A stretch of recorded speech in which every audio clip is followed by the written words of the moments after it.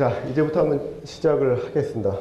뭐 공지에 나갔다시피 이제 소프트웨어 기업 한번 취직을 한번 해볼까 아니면 한번 해볼까 이런 거 아마 제일 궁금하셔서 올 건데, 일단은 이거죠. 과연 이 소프트웨어 업계에 내가 몸을 담을 만한 영역인지. 예? 여기 계신 분들 혹시 IT 전공하시는 분 한번 손 들어보세요. 뭐 전자나 전산이나 그 외에는 뭐 경영 여러 가지 또 있어요. 예. 근데 IT 쪽이 많으면 한 70% 80%는 그렇게 되네요. 예. 그래서 그렇게 전공을 뭐 이쪽 IT로 하는 이상 분명히 소프트웨어는 좀 여러분들이 선택하려는 업종 중에 분명히 하나는 있을 거예요. 그죠? 그건 많이 있으실 것 같고요. 그래서 한번 따져보기로 하죠. 일단 업을 이해해야 돼요. 업. 이 소프트웨어 업이 어떤 게 소프트웨어 업인지 그 핵심을 먼저 깨뜨려야 돼. 이게 나한테 맞다 안 맞다, 아니면 내 능력에 맞다, 내 관심 분야, 이걸 한번 맞춰봐야 되는데, 그 업은 이렇습니다. 여기 혹시 빔 프로젝터는, 아니 빔이 아니라 그건 없죠. 레이저 포인터 이걸로 하죠. 이걸 잘 보시면 돼요. 일단은 그 소프트웨어도 요즘 크게 세 가지로 한번 나눠볼 수가 있어요. 이제 프로젝트 소프트웨어 해가지고 그때 만들어 쓰는 거. 그 뭐냐면은 우리나라 SI 업체들이 은행에다가 하는 것들, 그런 거 있죠. 그러려면은 무슨 관리 시스템, 뭐 계정기 시스템, 그런 것들은 1년, 한 2년 정도 걸릴 수도 있어요. 그런 것도, 그리고 개발 비용도 뭐 100억 단위로 가는 수도 있고요. 이제 그렇게 만들어진 소프트웨어가 있어요. 그죠? 이거는 상품이라 하기엔 좀 그렇죠. 그 회사만을 위해서 만드는 그런 이제 소프트웨어가 있죠. 그죠? 그런 게 있고요. 하나는 패키지 소프트웨어입니다. 딱 만들어서 패키지화해서 파는 거. 우리가 이제 여기 흔히 아는, 예를 들어 마이크로소프트나 오라클이나 한컴이나 안철수나 이런 데들이 이제 판매하는 이제 이런 거고요. 또 최근에 이제 많이 나오는 게 세스 기반의 온라인 기반의 소프트웨어들. 실제 뭐 이렇게 사오는 게 아니라 인터넷 기반에 돼 있는 것들을 쓰는 거. 그죠? 이러한 것들. 우리가 지금 예를 들어 한메일이라던가 뭐 지메일이나 이런 것들, 그런 것들이 대표적인 예가 되겠죠. 그러니까 크게 보면 한 세 가지 정도로 볼 수가 있습니다. 물론 여기 모바일 소프트웨어는 약간의 성격이 온라인하고 패키지하고 조금 섞이긴 했는데 크게 한 세 가지 정도로 볼 수 있을 겁니다. 그래서 SI형 프로젝트 소프트웨어는 원리가 보면은 고객하고의 관계를 통해서 고객의 이해를 하고 그들의 요구 분석을 해서 거기에 맞는 소프트웨어를 만들어주는 거. 이제 그게 핵심이 되겠죠. 그러니까 대부분 SI 쪽은 고객 요구 파악하고, 그 다음에 이게 프로젝트 기간이 1년, 2년 걸리다 보니까 프로젝트 매니지먼트, 사람 매니지먼트 이런 게 되게 중요해요. 그런 것들이. 그리고 고객 리퀘어먼트도 당연히 그 회사를 위해서 만드는 거니까 그 회사를 태생 자체가 이제 그런 거고요. 제일 문제는 이거예요. 풀앞임. 이익률이 되게 낮아요.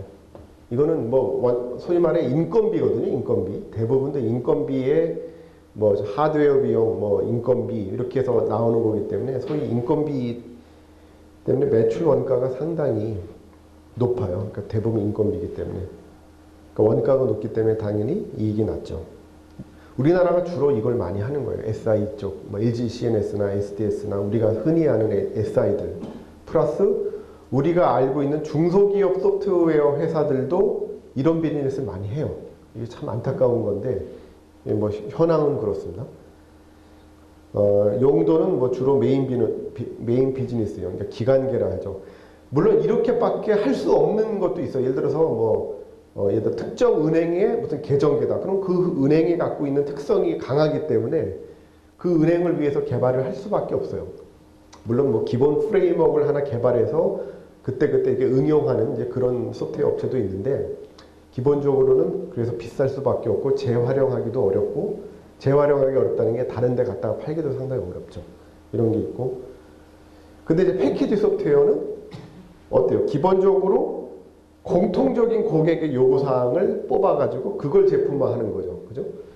그렇기 때문에 표준화가 상당히 중요해요. 표준화. 이미 하나 딱 만들어서 이거 고객 요구사항 하나, 버전 1.0 하나 딱 만들어내는 거. 그죠? 그렇기 때문에 이제 제품 트렌드나 기술 수요나 이제 버전 관리, 뭐 버전 1.0, 2.0, 3.0 이렇게 하는 버전 관리 이런 능력들이 상당히 중요하죠. 그 다음에 만약에 고객이 요구한다? 그러면은 쫙 들어보고 이게 공통되게 많이 온다? 그러면 다음 버전에 넣겠고 만약에 별로 뭐 한두 사람이 요구한다? 그러면 아예 안 넣겠죠. 그죠? 그런 것들은 할 수 없어요. 그게 표준화예요. 그걸 다 일일이 다 수용을 할 수가 없죠. 그 다음에 오류인 경우가 있어요. 이게 에라라는 거 있잖아요. 그죠? 에라인 경우도 아주 급한 에라는 뭐 빨리빨리 그때그때 요즘 패치하죠. 그죠? 그 업데이트라는 거. 그걸 통해서 업데이트 하기로 하고요. 그 다음에, 그 프로핏은 마진은 참 좋죠. 이건 뭐 공통된 거 하나 만들어서 필요한 사람들이 쫙 나누는 거. 그러니까 초기에 R&D 비용은 들어가지만 매출 원가는 없어요. 여러분들 뭐 소프트웨어 많이 사신다고 할 때 원가가 뭐 있겠어요? 물론 박스 비용이나 안에 그 매체, DVD나 아니면 USB나 아니면 뭐 매뉴얼 한 장, 뭐 이런 것들. 그거죠. 근데 뭐 그거 차지하는 비용은 뭐 얼마 안 되죠. 그죠? 그래서 하나를 R&D에서 잘 만들어 두면 그냥 카피해가지고 그냥 파는 거니까 매출 원가는 낮죠. 그러니까 뭐 마진이 상당히 좋죠. 용도는 주로 오피스나 OS 같이 이게 여러 사람들이 공통되게 쓰는 거이다 보니까 인프라성이 많은 거예요. 인프라스트럭처 용이 많은 거죠. 그런 용이 있고요. 이것도 뭐 설치 필요하고요. 아니 요즘에 이제 뭐 클라우드 뭐 이런 식으로 또 나왔는데 세스 기반, 네, 이제 소프트웨어 에즈 서비스 기반의 걸 보면 이건 민첩함이 상당히 중요합니다. 이거는 한번 생각을 해보세요. 패키지나 프로젝트 소프트웨어는 이미 만들면 끝이에요, 사실상. 그죠? SI도 이미 만들어 놓으면 끝이고, 물론 메인테넌스는 있겠지만, 패키지도 이미 만들어서 버전 1.0 내미면 끝이에요. 그 다음번에 고객 요구 사항들은 2.0에다 넣어야 되죠. 괜찮습니까? 예. 그 다음에, 이 온라인 소프트웨어는 또 하나의 문제점이라고 하면 그 특징이 고객의 요구 사항을 빠르게 할 수가 있습니다. 왜냐하면 이미 배포를 안 한 거예요. 만약에 지금 여러분이 만약에 한 메일을 사용한다 그러면 한 메일에서 어떤 기능이 바뀐다. 그럼 어떻게 하면 돼요?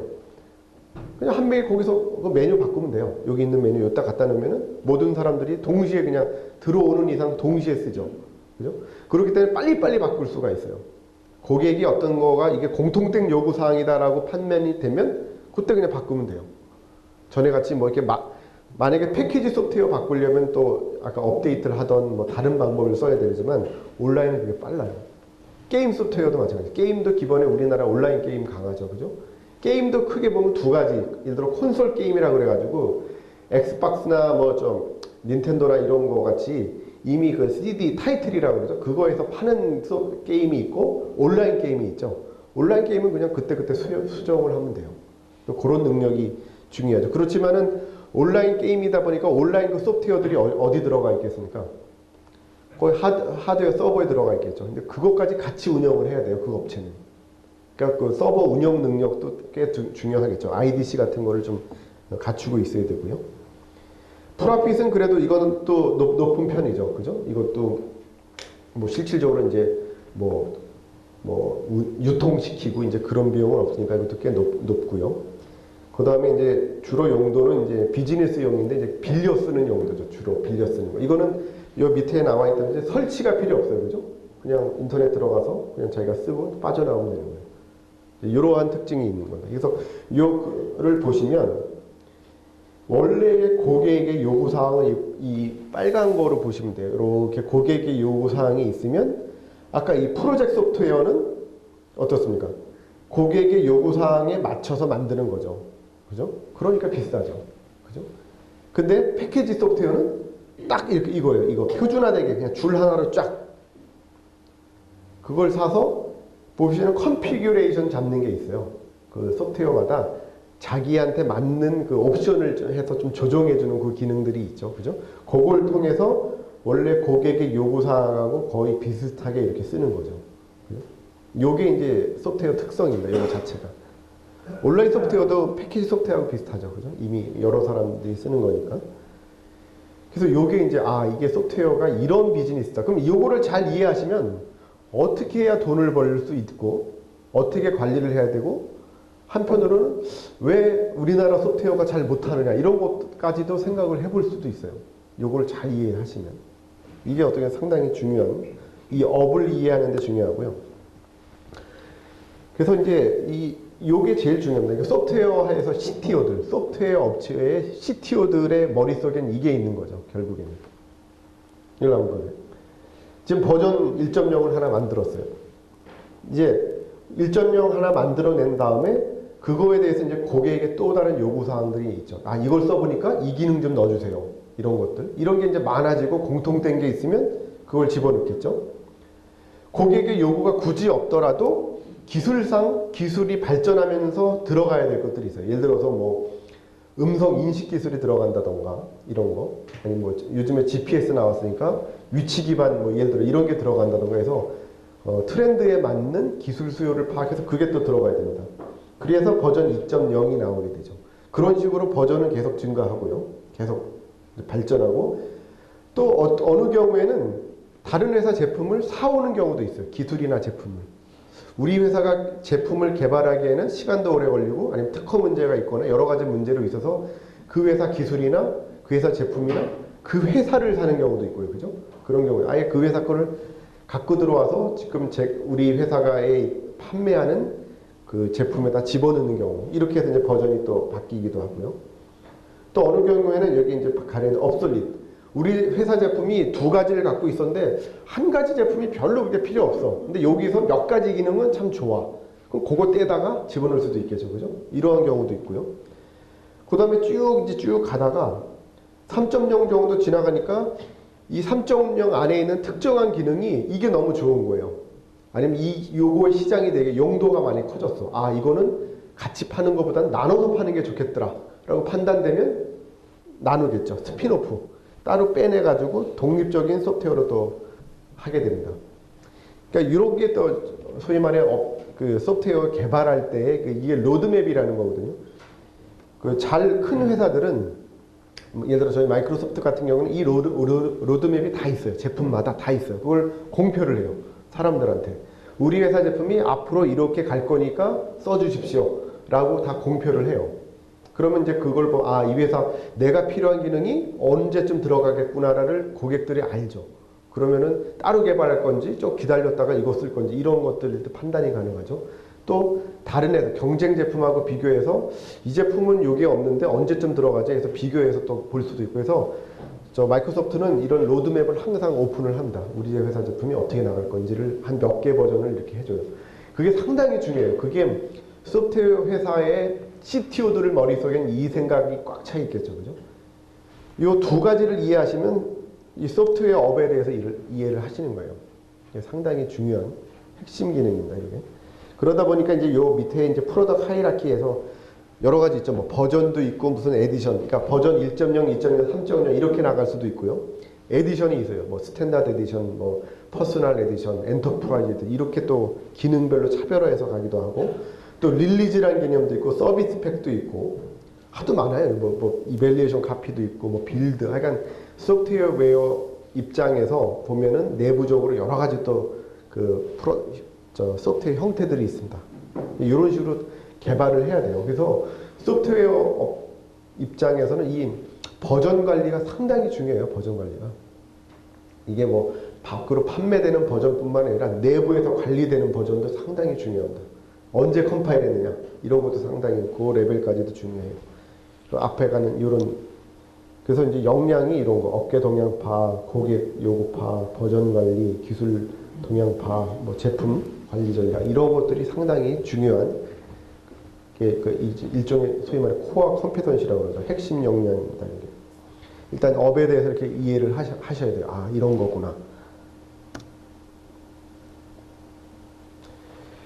자, 한국 소프트웨어 업계가 이게 비전이 있느냐. 참 가슴 아픈 얘기를 이제부터 조금 합니다. 뭐, 최근 한 1년간 나왔던 거예요. 한컴 대표, 뭐, 증거 5년. 회사 돈 475. 그 다음에 뭐, 티맥스 소프트. 저도 티맥스 소프트에도 있었어요. 참 안타까운 일이고, 참 좋은 회사인데, 너무 이렇게 어떻게 보면은, 앞서가다 보니까 또 좀 그런 게 있죠. 그래서 워크아웃도 지금 현재 진행 중에 있고요. 회사 수도 많이 줄었어요. 최대한 2,000명까지 갔다가 지금 제가 알기로는 한 500명 뭐 그 정도로 또 줄고 또 어떤 때 분사시켜서 또 매각도 했습니다. SDS에. 그래서 지금 계속해서 또 좋게 성장을 하고 있고요. 그 다음에 핸디소프트도 사실 어떻게 보면 뭐 벤처 1세대인데 상장 폐지됐어요. 얼마 되지 않았습니다. 2월 28일자. 그러니까 사실 한국의 대표적인 회사들이 아직까지는 조금 어려워요. 그죠? 한컴도 사실 우리 국민 기업 아닙니까? 그죠? 근데 기업 가치도 높고 하다 보니까 이제 주인이 많이 바뀌어서 이렇게 좀 자리를 못 찾는 이제 근데 지금 다행히 소프트포럼인가 하는 또 국내 소프트웨어 회사가 인수를 해서 아마 좀 나아지리라 생각을 하고요. 티맥소프트도 다시 심기일전에서 지금 잘 되고 있고 핸디는 뭐 상장 폐지돼서 좀 안타깝습니다만은 요걸 한번 또 보세요. 이게 이제 국제표준화기구에서 2005년에 조사한 건데 뭐 지금이나 뭐 크게 다르지 않다. 우리나라가 어디가 있습니까? 여기가 있어요. 비기너. 저는 뭐 우리나라가 4등 정도 한다. 뭐 그럴 수 있습니다. 같이 있는 나라가 저는 참 짜증나요. 뭐 나라를 욕하고 뭐 이런 게 아니라 수준으로 보면 뭐 방글라데시, 뭐 네팔, 세네갈, 뭐 스리랑카 참 우리가 OECD 국가고 그러는데 이 소프트웨어에 있어서는 이거예요. 지금 우리나라의 엔지니어링 능력이 상당히 처져 있죠. 그죠? 우리가 아는 미국이 뭐 당연히 1위고요. 뭐 그다음에 인도, 중국, 뭐 체코 이런 나라들, 폴란드 이런 나라들이 뭐 아주 앞서 있어요. 우리나라보다는. 참 가슴 아프죠. 어떻게 보면 이게 지금 현실이에요. 이거 자체가. 우리나라는 아까 말씀드렸던 이런 걸 잘 못해요. 앞에서 제가 보여드린 이런 것들을 잘 못해요. 해야 되는데. 여기 한번 보니까 이게 이제 R&D 투자 비용이에요. R&D 투자 비용.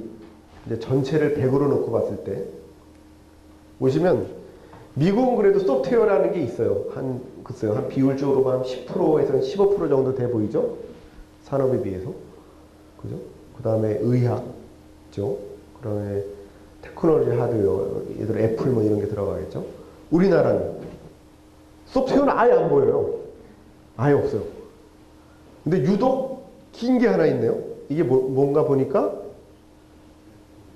일렉트로닉. 그죠? 우리나라. 뭐 그럴 수밖에 없죠. 그죠? 전자. 우리나라 강한 게 뭐 반도체. 그죠? 뭐 조선. 뭐 이런 쪽이죠. 그러니까 이게 우리나라는 어떻게 보면 되게 좀 기형적으로 너무 하드웨어만 가 있는 거예요, 지금. 이 전체적인 산업 구조가.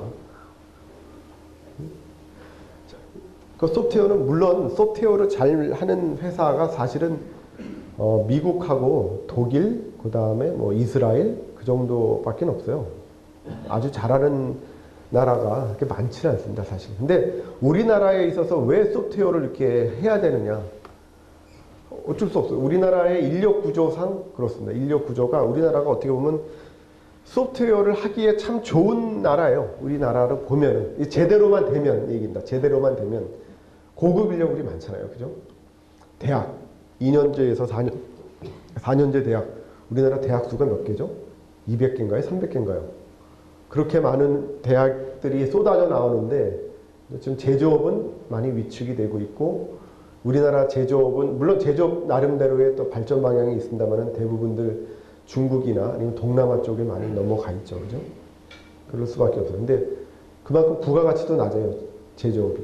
아까 말씀드린 한 10% 그렇잖아요. 근데 우리나라가 생산성을 높이 1인당 예를 들어서 생산성 높이고 선진국으로 가려면 이 서비스 분야, 그러니까 지식산업 쪽으로 갈 수밖에 없습니다. 이제 우리나라는.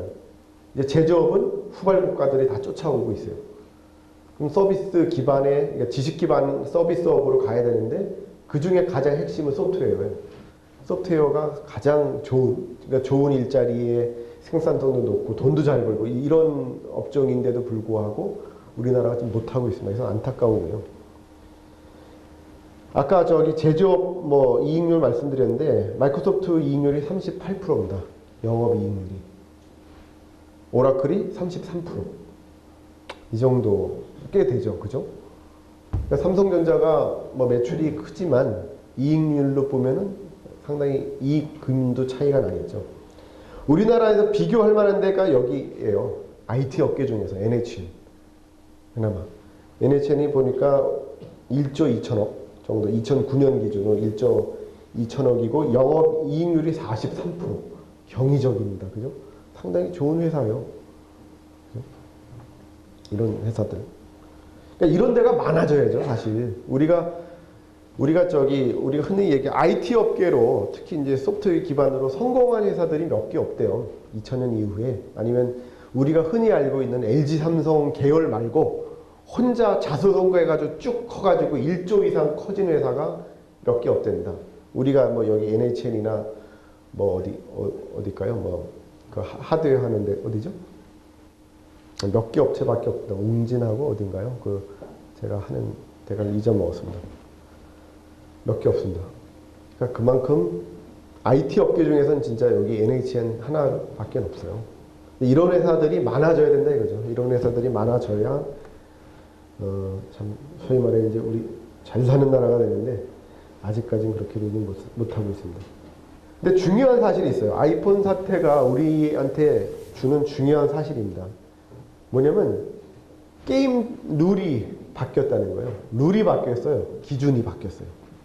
전에는 하드웨어, 그리고 외관이 얼마나 이쁜가, 그리고 폐쇄성, 우리끼리만 하는 거, 이거였다면 이제 바뀌었어요. 자, 애플이 성공한 이유가 뭘까요? 뭐 흔히 많이 나오죠. 애플이 성공한 이유. 여러 가지 있을 수 있어요. 그냥 혹시 그냥 아는 대로 한번 말씀해 보실 분. 애플이 성공한 이유.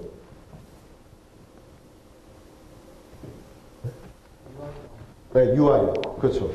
왜 UI? 또 뭐 있죠? 네, 생태계. 그렇죠. 또 뭐 있죠? 혹시 아시는 분? 사실 두 분이 뭐 다 말씀을 해줬어요. 자, 기본적으로 뭘 가능했냐면요. 그 생태계라는 게 사실 공생이에요, 공생. 그죠? 아이폰이 기본적으로 뭐 모양 이뻐서 사시는 분들도 있지만 기본적으로 가장 핵심은 앱이죠, 앱. 근데 앱이 지금 한 30만 개 정도 된다는 거예요. 30만 개를 애플이 혼자 다 만들 수 있을까요? 없었을 거예요. 그죠?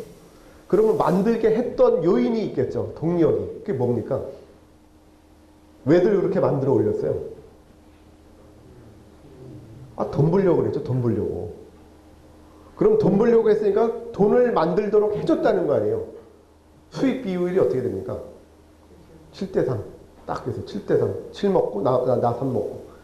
이거의 공생이에요. 공생. 그러니까 시장 판을 깔아준 거죠. 그죠? 근데 이렇게 되면 또 동력이 하나가 있어요. 뭐냐면 과거에 개인이 소프트웨어를 만들어서 유통을 시키려면 비용이 엄청나게 들었어요. 지금도 한번 옛날에 이제 패키지 소프트웨어 아까 말씀드린 대로 내가 패키지 소프트웨어를 하나 만들어가지고 그거를 유통시키려고 생각을 해보세요. CD 굽고 용산에 갖다서 다 유통시키고 그건 개인이 못할 일이었어요. 욕구가 있어도 못했죠. 그것도 큰 돈이 들어가기 때문에. 근데 여기서는 자기가 만들어서 그냥 위에다 올리고 그거 판매되면 실은 나한테 들어와. 되게 간단하면서도 있는 시장이죠. 그러니까 많이 몰린 거예요. 그 비즈니스 모델 자체를 아주 잘 꾸민 거죠. 그죠? 그렇기 때문에 어떻게 공생하기 때문에 이거를 만약에 애플이 혼자 먹겠다고 했으면 아마 글쎄요. 해봤자 1, 2천 개 개발하고 끝났겠죠. 혼자 했으면. 그죠? 어떻게 보면 애플이 옛날에 맥킨토시 때 MS한테 뒤졌던 그거를 역으로 이용을 한 거예요. 그걸 이해하시겠죠?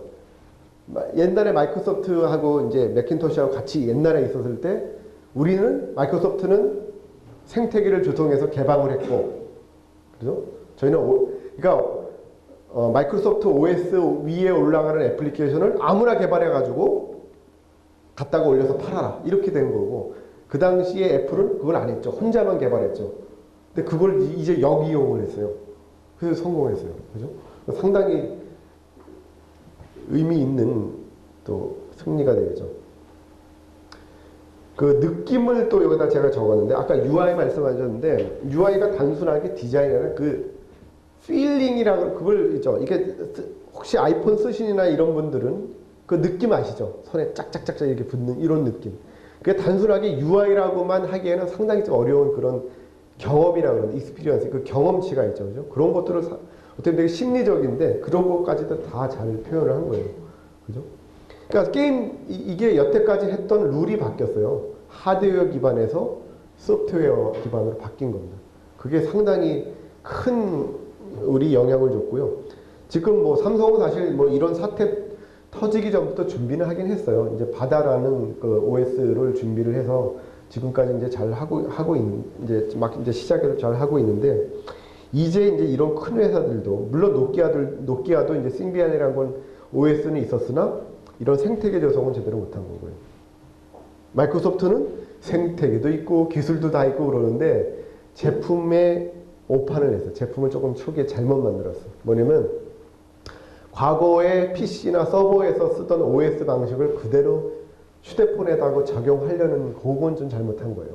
완전히 다르게 했어야 되는데 이건 한 개인의 그 휴대폰, 그러니까 갖고 다니는 거잖아요. 갖고 다니는 그거하고 이 PC하고 너무 같이 돋보려가지고 거기서 차이가 많이 났어요. 그래서 저희도 이제 좀 바꿔서 이제 다시 좀 하고 있습니다. 그래서 아이폰 사태 이후에 특히 한국에 던져주는 메시지가 상당히 컸다는 얘기죠. 아까 그 R&D 투자비를 보셨잖아요. 하드웨어만 하는 나라에다가 소프트웨어적인 충격을 가해진 거예요. 그래서 이제부터는 우리나라가 드디어 이제 소위 말해 정신을 차렸어요. 이제 소프트웨어가 중요하다는 사실을 이제 그 산업계에도 인지를 했고 정부 쪽에서도 인지했고 그래서 작년서부터 이제 그 여러 가지 지원책이 많이 나오고 있습니다. 작년, 올해 계속 나올 거예요. 소프트웨어적인 것들은 지원책이 계속 나옵니다. 그 이후 이제 이렇게 됐죠. 지금 갑자기 소프트웨어 개발자가 지금 몸값이 올라가고 올해 소프트웨어가 IT를 주저하고 앱스토어에 개발자가 없어 난리고 지금 이런 상태가 왔어요. 드디어 이제 개발자가 그러니까 소프트웨어 하는 사람들이 좀 대접받는 시대로 지금 왔습니다. 여러분들 여기 이제 뭐 취업 뭐 생각을 하실 텐데 이제 보통 이제 개발자나 아니면 뭐 신입사원으로 보셔도 돼요. 뭐 마케팅 하시는 분이나 뭐 영업하시는 분이나 다 비슷하게 소프트웨어 업계의 신입사원 연봉이 적게는 한 2,000 아니면 한 2,400 정도 됩니다. 2,000에서 2,400 얼마 안 되죠. 그죠? 대기업은 한 2,800에서 한 3,200 정도 되죠. 그죠? 그런 차이가 있어요. 그건 뭐 얼마나 받느냐 그게 제일 궁금하실 것 같은데 그런 차이가 있습니다. 근데 중요한 게 있어요. 물론 대기업 가면 좋죠. 대기업 가면 여러 가지 좋은 게 있으니까 그죠? 뭐 단점도 있지만 근데 대기업 수요가 다 갈 수 있는 게 아니에요. 그죠? 뭐 수요의 한계, 뽑는 그 자리에 한계가 있으니까. 근데 좋은 거는 이 IT 업계는 그래도 이직이 자유로워요. 이직이. 그리고 한 3년 정도 꾸준히 하시면 한 기업에서 3년 정도 하시면 몸값이 많이 올라갑니다. 그런 특성이 있어요. 그럼 뭐 어떻게 보면 다른 업종도 비슷한데요. 그러니까 한 3년 정도만 자기한테 맞는 중소기업에 가서 하시고 그 다음에 3년 정도, 아니 5년 정도 돼서 몸값 올려서 한 대리 말 정도 돼서 그때 옮기시면 몸값 올라가면서 가실 때 많습니다. IT 업계는 특히 경력자를 선호해요. 뭐 어느 업종이나 좀 그럴 것 같지만 경력자를 선호하기 때문에 소위 말해 가장 잘 팔리는 때가 대리서부터 과장, 차장 이때가 제일 잘 팔려요. 그때가. 그러니까 그렇게 딱 소위 말해 경력을 쌓고 그 다음에 옮겨가시면 됩니다. 굳이 옮기시겠다고 하면은 이런 말씀도 중소기업 사장님들은 되게 섭섭해 하시거든요. 기껏 키워놓으니까 도망간다고. 근데 한 개인 입장에서 보면 굳이 대기업 가시고 싶다 그러면 돌아서 가시라는 얘기죠. 중소기업에 먼저 가서 실력을 쌓고 경력을 쌓고 그 다음에 옮기셔도 화려하게 옮기실 수 있습니다. 자, 요걸 한번 볼까요? 제가 이제 어두운 말씀만 드렸는데 사실 소프트웨어가 제가 지금 보여드리는 동영상에서 보실 것 같이 상당히 좋은 업종이에요. 좋은 건데 우리나라가 너무 막 이런 쪽으로 소프트웨어가 좀 많이 시장이 죽어 있어서 제가 한번 소프트웨어가 세상을 바꿀 수 있다라는 측면에서 한번 보여드리겠습니다.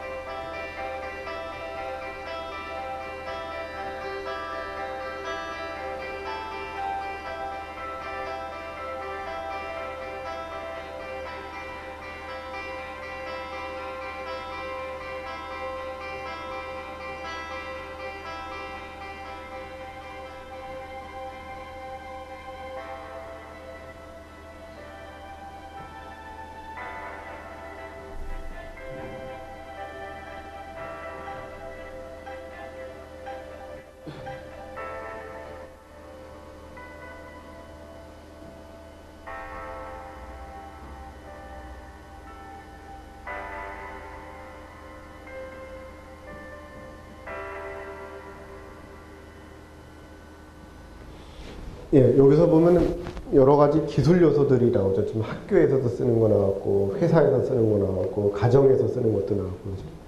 또 여러 기술 요소들, 그러니까 아까 음성 인식 같은 것도 있고요. 그 다음에 3차원 동작 인식.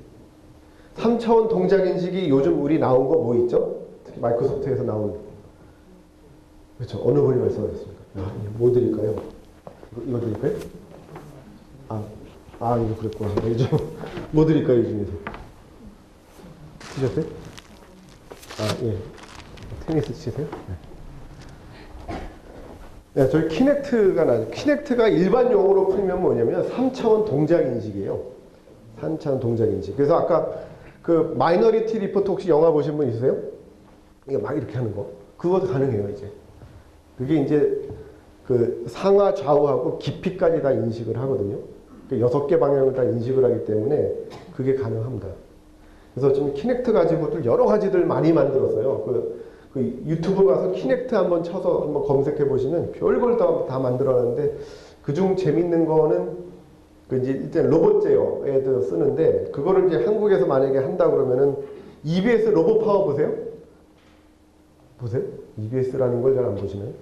그 로봇들이 이제 싸움 붙이게 하는 거, 그 이제 리모트콘 가지고 하는 거, 그것도 이제 리모컨으로 안 하고 키넥트 로봇은 이렇게 하면 로봇도 똑같이 따라서 하는 거. 그것도 이제 뭐 일본인가 어디서 만들었더라고요. 그런 거 만들었고 또 무인 항공기가 이제 운전해서 그 장애물 피하는 거 그런 것도 이제 버클리 대학에서 만들어서 지금 하고 있고요.